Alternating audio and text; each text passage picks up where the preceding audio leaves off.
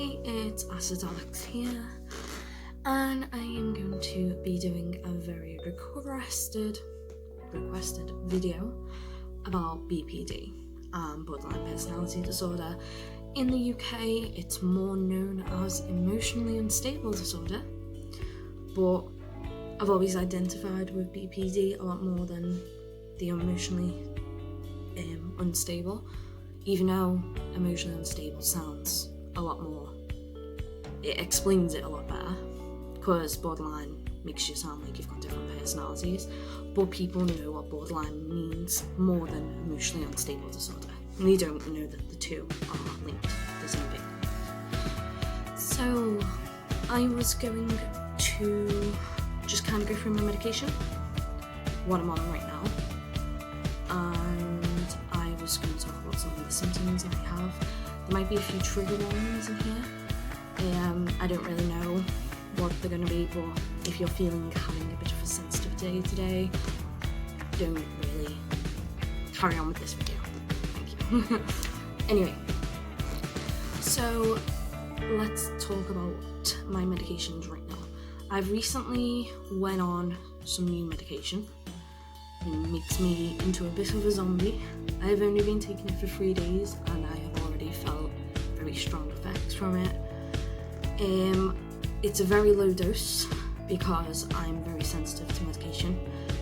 I found that out the hard way, especially antidepressants, but they kind of always start you on a lower dose, so they can kind of up you when I need it. It's kind of how it goes. There's one medication I haven't got here because I've run out of it, and the doctors is just a whole other issue. So we're going to be fighting them to try and get that, but whatever. So the first one is olanzapine, and I take 5 milligrams of this a day. This is an antipsychotic. This is for my borderline personality disorder. It says on here, want to be taken at night for mood. If sleepy, do not drive or use machinery. Avoid alcohol. So, yes. That is one of them. So that's antipsychotic. Then we have fluoxetine. Yeah. 20 fluoxetine 10 milligram capsules. If you want to see what they look like.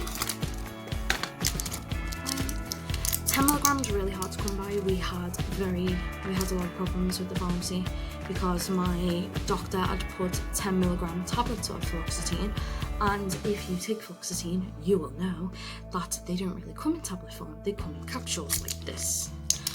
But because they wrote tablets down, they have to go and speak to the doctor and be like, listen, you put tablet, is that what you meant? It's because it's all medication, you've got to go and speak to the doctor before the pharmacist can do anything about it. So my dad actually had to go in, speak to the pharmacist and was like, have you got any of these? And he was like, no, can you come back tomorrow? And he was like, well, I can come back tomorrow night after work. And he was like, okay, they'll be done. Went back and he was just like, no, they're not here. And he was like, are you joking? You said yesterday. And he was just like, no, we haven't done it yet. So the third day, I finally got these. The olanzapine are much smaller tablets, but they come in really big packaging. I think it's a waste of foil personally.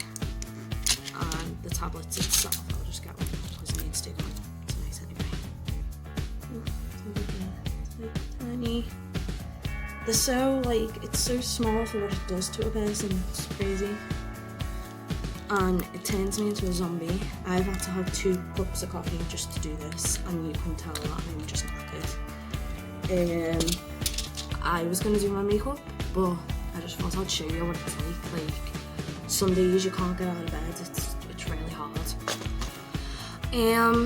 Another one I wanted to show you about this was what I was on, and the reason why I changed my medication was, I can't pronounce it. I always used to just say it starts with C.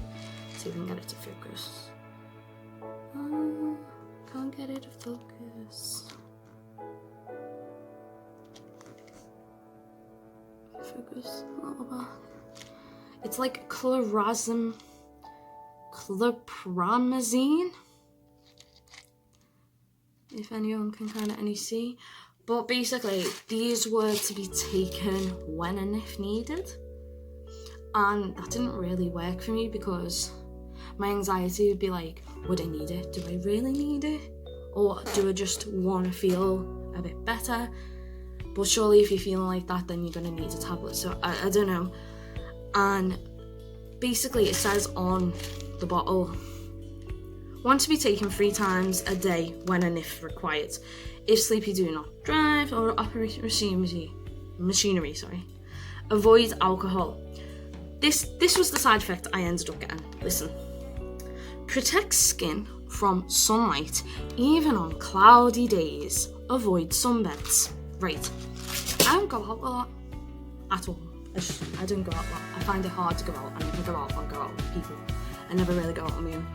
So when it's like avoid sunlight and stuff like that, what it kind of means is, like, one of the side effects is like sensitivity to sunlight. So I'd go outside and I'd feel like it touching me, like I could feel it draining from me, and then like people are just talking to me and stuff, and I'm just there like, oh, like, can't cope with this, and I just feel drained. It was like a dementor, like sucking on you, and then I'd come home and I'd just want to sleep and just do nothing. Like it was horrible.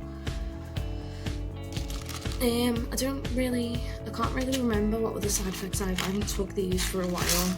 There's still shit left in there. I'm gonna have to see if there's a place I can take my old medication to, because I've just kind of got lots of that.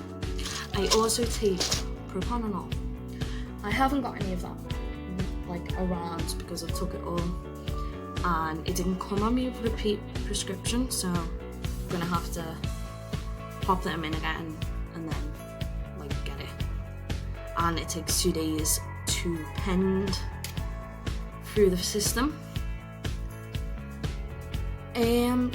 I don't really know what to say about like borderline personality disorder, because everyone is a little bit different. Me, I find it that I have just emotionally, like a thin emotional skin over me. So if anything triggers something that I'm passionate about or that I love, like everything's so black and white, I'll just like fight for it. And if if a jealousy thing comes up, and it doesn't even have to be logical thoughts. So these are just triggers that I've got from like childhood or like traumas that have happened to me. So I'll have little triggers in my head, like I'm trying to think of like something that's not too big to explain. I used to hate the band Green Day, and not for the music, because I love the music, but one of my exes, his girlfriend listened to it. It was like his ex, and he talked about it a lot. He just went on about it a lot, and there was a story of him and her going to see Green Day, and he'd like over talk this story to him like a billion times about him and her going to see Green Day and all this thing. So my brain kind of associated that with a really kind of bad, like jealous feeling, like a guilt for feeling that way, and a jealousy for that he would have been happier with her going to see Green Day, and I was reliving this memory in my head, and it was illogical. And I get that it wasn't real, and he was my boyfriend at the time, and it was just a past memory, and I understand all of that. Like, I'm not stupid, I get it, I do get it, but the link to that feeling was there. It was like he was being unfaithful, or he would rather to be with her. And that's what I'd feel every time Green Day came on. Every time Green Day was mentioned, every time Green Day would come on, anytime Billy Joe was referenced. And that's kind of a trigger. That makes sense. It's a trigger and then a reaction. That's kind of what it is. Jealousy is a big thing with me. I know that's a big thing with a lot of people that have got BPD. I would say that BPD is linked to trauma.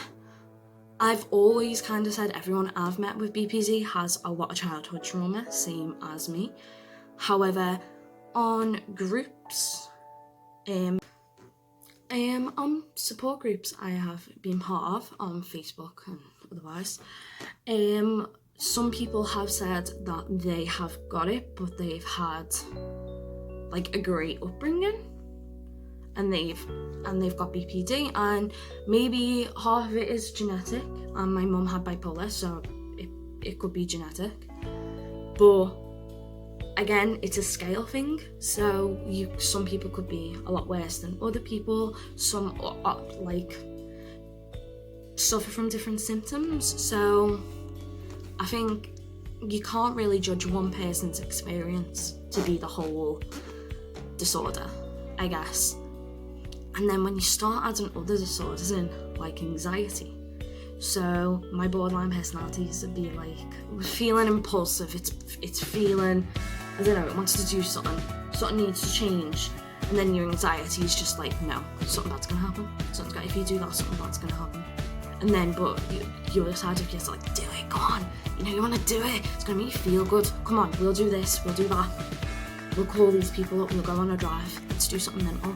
And then it'll be like, if you do that, they're gonna hate you. What if they feel like you're acting weird? What if they don't understand? You're on a bit of a hyperloop. And I tick, like I have anxiety-induced tics. I meow, I clap my hands together, and do that. I say yes, I repeat stuff that people have said. If it's like even if it's something cute or a happy trigger, I'll just repeat it and just go, and just be, and I can't control it, and people think it's cute, especially when I meow, and they're like, oh, you're cute, that's, and I'm like, I can't control it, it's not cute, it's just, my body got one up on me, and I lost control again, so it's like, it's better to kind of not really reference it. Like, I understand if you first met me and you're like, what's that about? Did you just meow? And I'd be like, oh yeah, I meow, sorry. And they'd be like, oh, that's cool. That's okay. It's like, or doing it back to me is another one, because I'm just gonna carry on going, and I cannot meow you. So, it'll just do me head in. So I'd rather not. One other thing is that people don't really talk about this often. And I think, I'm not being funny or not, and if you come at me, like there's loads of people that come at me on the internet and just be like, you've got boobs, and just like, oh, shut up. But people don't talk about it, and it really should be talked about. Everyone should be. I know we put this false persona of us on Twitter and Facebook and Instagram, and we want to look fabulous.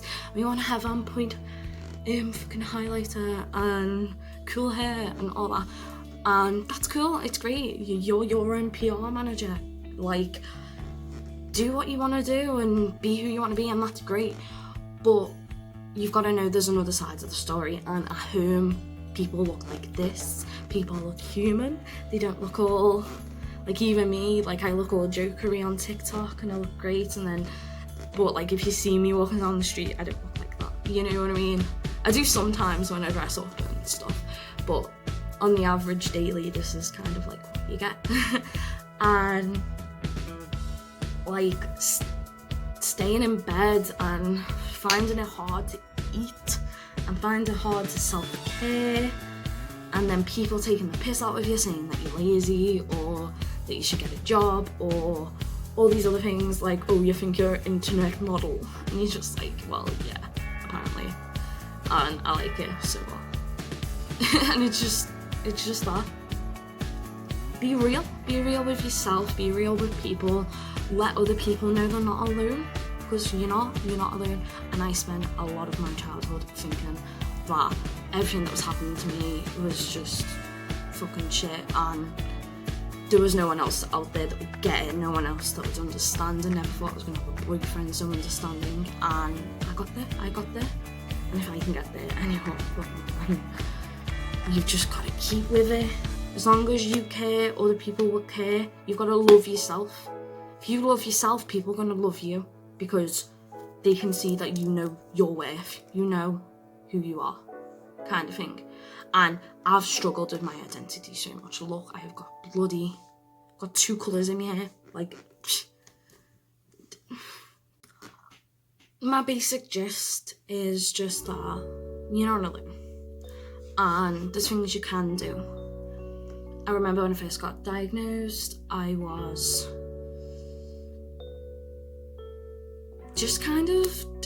just didn't know who I was, and I took a lot of influences from the people around me, especially when I was younger. Then, especially around 10, I just kind of decided to be me, and it was kind of a weird transition. And I think I dyed my hair purple, actually. I dyed it close to a colour like this the first time I dyed it when I was 10. And I just kind of, anything shocking or anything weird or something I just kind of liked, and I was just into stuff. And then I just kind of took it from my friends and family and influencers, and it's only in the first kind of 2 years when I met basically my boyfriend now, that I have just found myself and being comfortable with who I am. And if some people don't like that, that's fine. They can go away, they don't have to see me. But like, I'm just me and I am myself, and my dad loves me, and my boyfriend loves me, and my friends love me, and so anyone else, it's like, do I really care what you've got to say to me? No. Like, who are you?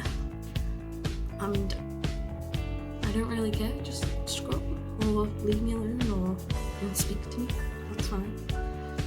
So just don't give up on yourself, please, because I've been there, and I've been in a slum where you just can't get out of bed for like months on end, and it's a dark place, and you're like, oh, I can't do it anymore, I don't even want to be here, and you kind of can't crawl back. I'm not telling you it's an overnight thing, because it's not. And there is help out there, and there's people out there, and everyone cares about you. There will be someone that cares about you. There's someone that you influence. You just need to find that and find your passion, and you'll get there. And hopefully I'll get there too. But to be serious, been rambling, but just love yourself and love everyone else, please, guys. And this is a very real video. Real me. I've calmed down a little bit now. I'm sorry if I was jittery at the start, but that's just what you get, isn't it? Can you follow me on Twitter, Instagram, TikTok, all the other stuff down below. Follow. Plug done. Right, see you later. Bye. Hopefully it won't be 5 months till the next YouTube video, guys. Bye.